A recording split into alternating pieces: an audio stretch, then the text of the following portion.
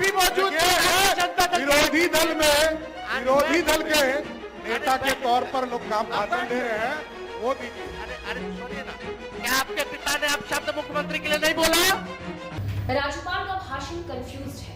ये वाकया कोई और नहीं बल्कि तेजस्वी यादव का है।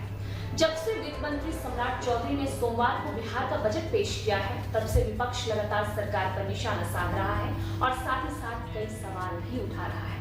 अब आज ही देख लीजिए, तेजस्वी यादव ने जैसे ही संबोधन दिया, सदन में छा गया गर्मागर्मी का माहौल। तेजस्वी यादव और सम्राट चौधरी आमने सामने आ गए और इस बीच तेजस्वी ने सम्राट चौधरी के पिता शकुनी चौधरी के बारे में ये कह डाला कि याद कीजिए कि उन्होंने मुख्यमंत्री नीतीश कुमार के बेटे के बारे में क्या बोला था। अब जैसे ही तेजस्वी ने ये सवाल किया, इस पर सम्राट चौधरी उठ गए और उन्होंने तेजस्वी पर कर दिया पलटवार। सिर्फ इतना ही नहीं, तेजस्वी ने तो सदन में दोनों डिप्टी सीएम पर सवाल खड़ा कर दिया।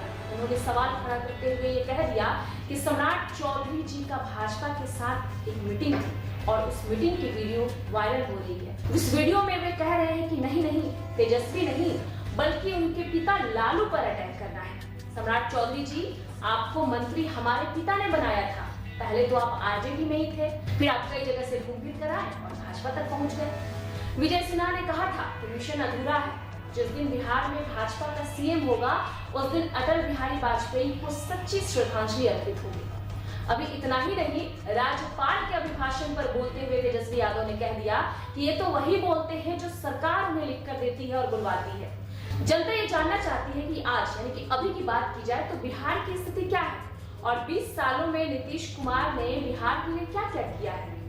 इसी बीच बजट पर प्रतिक्रिया देते हुए अशोक चौधरी ने कह डाला कि 3,17,000 करोड़ के बजट का सेंस विपक्ष को बिल्कुल भी नहीं है।